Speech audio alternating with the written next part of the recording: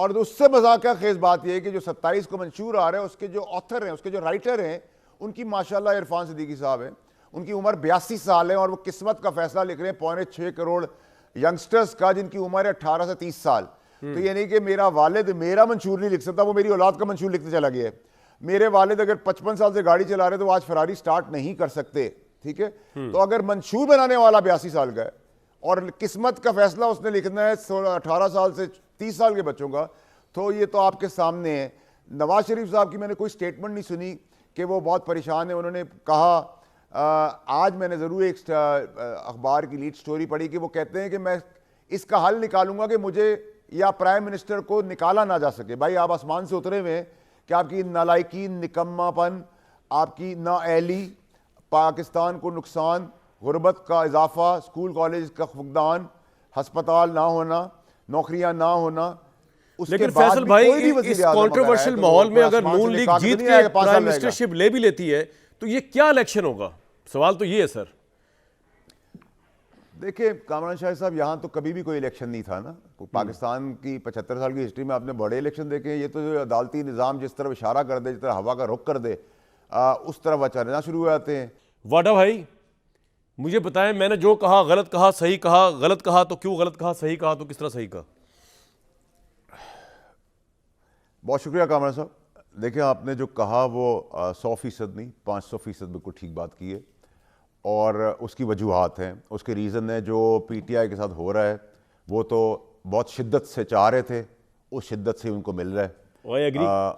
जो उन्होंने किया है वो दुश्मन भी नहीं कर सकता था और मेरे ख्याल से जो हो रहा है वो भी उस शिद्दत से नहीं हो रहा जिस शिद्दत से वो आगे आए थे। और अगर पॉपुलैरिटी वेव के ऊपर आप अपने मुल्क को तोड़ने की तरफ ले चलें और इंतशार की तरफ ले चलें और उसके इदारों को नीस्त नाबूद करने की नीयत कर लें तो फिर you are asking too much. और उस आस्किंग के हिसाब से टू मच तो नहीं हुआ लेकिन मच ज़रूर हो गया। तो वो तो जो उन्होंने बोया था वो काट रहे हैं, नंबर एक। नंबर दो ये कि नून लीग की जहाँ तक आपने बात की तो नून लीग का 36% पॉपुलैरिटी वेव है। मुझे नहीं पता वो किस बेस के ऊपर आई है, मुझे नहीं पता, ना मेरी समझ उसको मान सकती है। और जो 16 महीने की इक़दामात हैं उसके बाद वो क्या ऐसा तीर लेके आ रही है, ऐसा क्या मंशूर है, ऐसी क्या चीज़ है जो उसका थोड़ा सा हिस्सा अगर 16 महीने में डाल देते तो शायद हमें कुछ नज़र आती, कोई चीज़ इशारतन नज़र आती और वो शायद उस वजह से नहीं कर सके होते, लेकिन हमें कुछ अच्छा तो नज़र आता।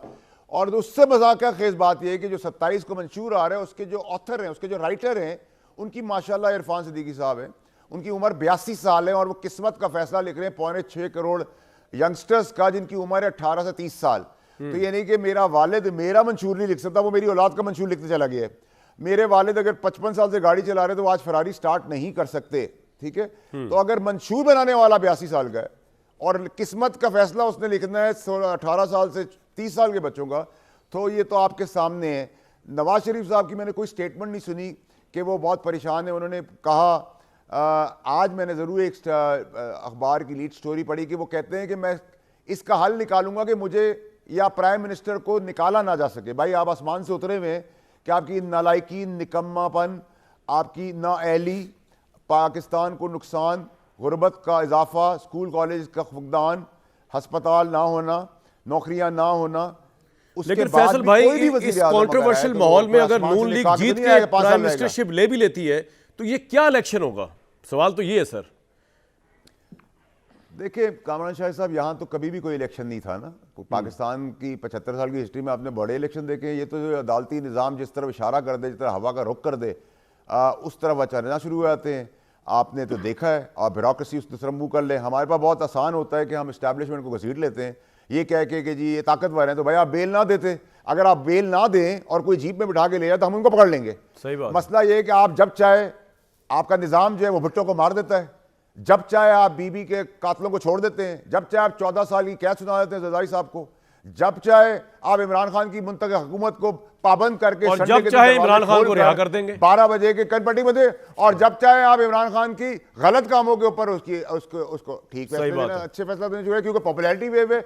नवाज शरीफ को ना पैसे लेने पर ब्लैक डिक्शनरी याद कर देते हैं और फिर आप उसको जाने के लिए बॉन्ड पेपर साइन कराते हैं 50 रुपए का कि आप बताएं कि जिंदा रहेगा नहीं रहेगा। ये तो अल्लाह मियां के काम तमाशा जी, तमाशा है। फिर उसी तरीके से आप उनको वापस लाने के लिए करते हैं और नस्ता टावर गिरा देते हैं, गरीब बच्चों को सड़कों पे ले आते हैं, लेकिन कॉन्स्टिट्यूशन टावर गिराने की कोई जरूरत नहीं है।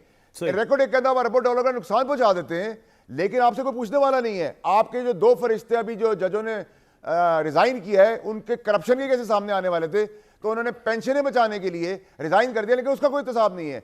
आपकी विली नीली का कोई एहतसाब नहीं है। आप किसी की कलम से जो करना है आप कर लें, आपकी जबान से जो तजलील और पगड़ी उछालते हैं, आप किसी की माँ बहन बेटी आने वाला रिश्ता जाने वाला रिश्ते का कोई एहतराम नहीं रखते, और उसका फिर उसी आदमी को फिर आप 5 साल बाद रीइंस्टेट करके कहते हैं बाइज्जत हो गया, तो ये कब तक टोपी ड्रामा और तमाशा चलता रहेगा। फैसल भाई आपका पॉइंट आ गया। जो 141 नंबर पे हम हैं, 200-250 पे चले जाएंगे जिस स्पीड से हम छक्के चौके मार रहे हैं। बिल्कुल ठीक। लेकिन अगर आपने इसको रिवर्स गियर नहीं लगाया तो मुल्क जिधर इंतशार में उससे ज्यादा है, और जिस तरह हम जा रहे हैं वो तो वैसी रेसिपी ऑफ डिजास्टर है। ये डेमोक्रेटिक सिस्टम के जो ठेकेदार हैं वो एक तबाही की तरफ मुल्क को ले जा रहे हैं। तो अगर डेमोक्रेसी और आइन और कानून की बात करने वाले लोग इतने जबरदस्त बैठे दबंग, तो फिर जो पंजाब में और केपी में इलेक्शंस नहीं कराए इतने टाइम और आइन और कानून का कत्ल हुआ, उनको अगर आप सजाएं दे तो आधी पीढ़ी फारिग हो जाएगी नून लीग की। बिल्कुल ठीक सर, वो नहीं हो रहा। बिल्कुल ठीक। तो हम सिलेक्टेड क्यों चलें? बिल्कुल ठीक।